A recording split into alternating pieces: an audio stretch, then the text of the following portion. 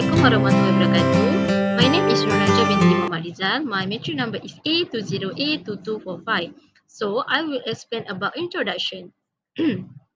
Financial management is the strategic planning, organizing, directing, and controlling financial effort in an organization or institute.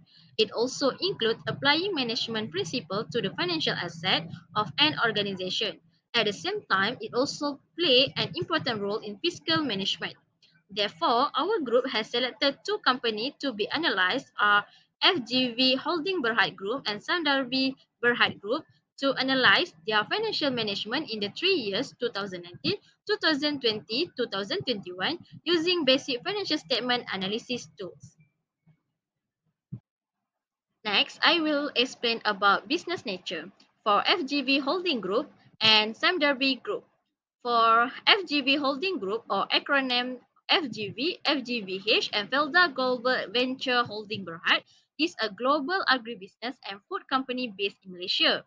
FGV Holding Berhad has been established since 19 December 2017 and this means that the company has been operating for 14 years until now. FGV in Malaysia is one of the third largest palm oil companies in the world with a large planting area. FGV also manage a land bank of 439,725 hectares in Malaysia and Indonesia, including land under the Land Lease Agreement (LLA) with Felda. Second, Samdarbi Berhad Group. In October 1910, British businessmen William Syme and Henry Darby established Syme, Darby and Co. This is a new company in the profitable rubber industry. Subsequently, the company later diversified its oil palm and cocoa cultivation and achieved great success. Sam Darby Plantation Berhad is a company operating in the agriculture sector with principal business activities such as oil palm plantation as well as the sale of palm oil and other palm oil and related products. The company was listed on Bursa Malaysia in 2017. The company was established in 2004 and is based in Petaling Jaya, Selangor, Malaysia. That's all from me. Thank you.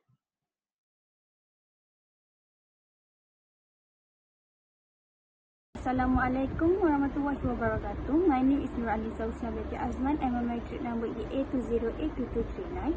Our group has chosen FGV Holding and Sandarbi Holding Plantation. We choose these two companies because the community knows this company is with the major product that this company production is palm oil.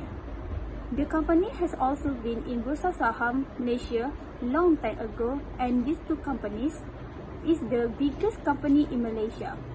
Because of that, we easy to find the annual report to complete the assignment. Our group has chosen 3 years 2019, 2020 and 2021. We find the financial information from website the company in Google.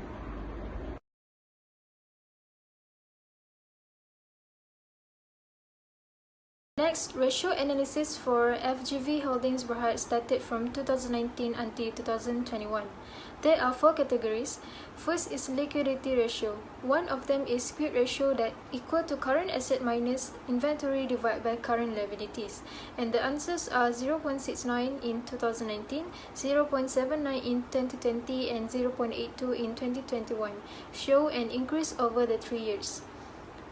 Next, in the activity ratio, and one of them is in the inventory turnover ratio that equal to cost of goods sold divided by inventories. For 2019 is 9.18, 2020 is 10.48 and 2021 is 8.82.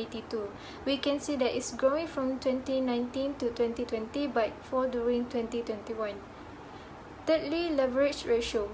Debt to equity for FGV holdings are 1.9, 1.82 and 1.51 for 2019, 2020 and 2021 respectively. This indicates that the amounts of debt keep dropping over the 3 years. Lastly is profitable ratio. The return on asset for the 3 years are negative 2.1%, 0.78% and 6.55%. The negative return in 2019 shows FGV Holdings Berhad facing a loss on investment, but started to increase on 2020 and keep growing in 2021. That's all for me. Thank you. Everyone, I'm Umi Ufia binti Sempul Amizam. My metric number is A2054. I will explain about ratio analysis for Sandabi Group started from 2019 until 2021. First, current ratio. The current ratio is current asset divided by current liabilities. The current ratio is 1.04 times in 2019 and 2020. However, is it increased to 1.24 times in 2021. Second, fixed asset turnover. Fixed asset turnover is sales divided by property, plant and equipment. Fixed asset turnover is growing in 2019, 2020 and 2021 with 0.7 times, 0.76 times and 1.09 times respectively. This indicates that the year 2021 will have the highest fixed asset turnover. Third, debt ratio. The debt ratio is total debts divided by total assets. From 2019 to 2021, the debt ratio is expected to drop. In 2019, the debt ratio is 0.44, 0.43 in 2020, and 0.41 in 2021. This decline, however, is not considerable. Lastly, net profit margins. Net profit margin is profit divided by sales and multiply hundreds. The net profit margins for 2019 is only 2.28%, but it will rise to 11.66% in 2020 and 13.34% in 2021. As can be observed, in 2019 had the lowest net profit margins on record. That's all from me. Thank you.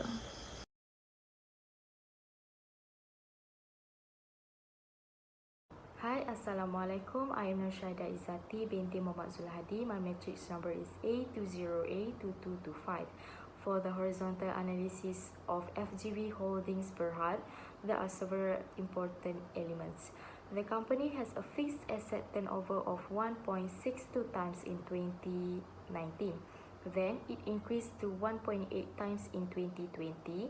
In 2021, it increased again to 2.55 times.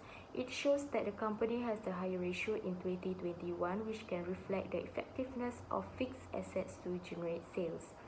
For every 1 ringgit of total assets, the company had earned after tax of negative 2.1% in 2019.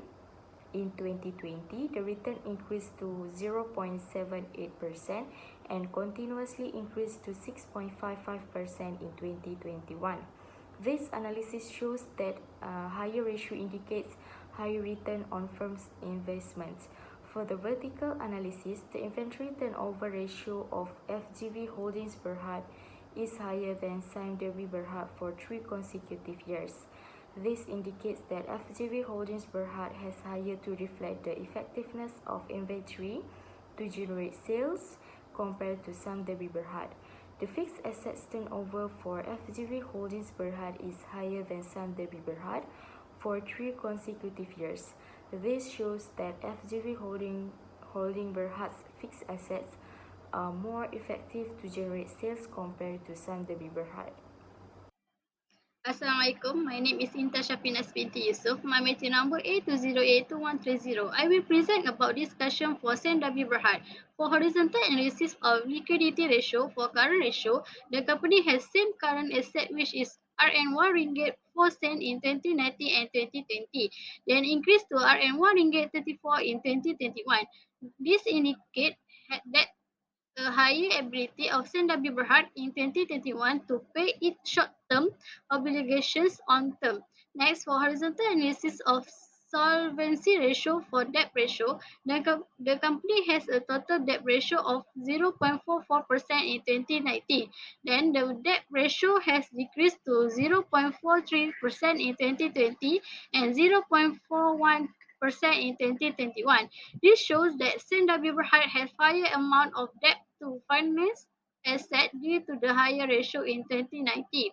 Moreover, vertical analysis of the ratio For activity ratio, inventory turnover ratio is a financial ratio showing how many times a company has sold and replaced inventory during a given period.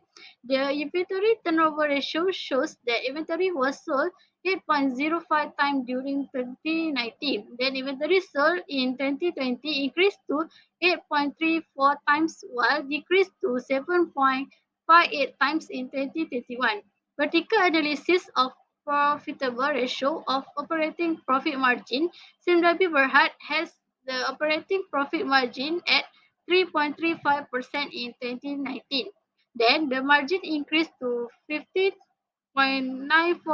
in 2020 and increased again to 19.48% in 2021. This analysis shows that higher ratio indicate better productivity. That's all for me. Thank you.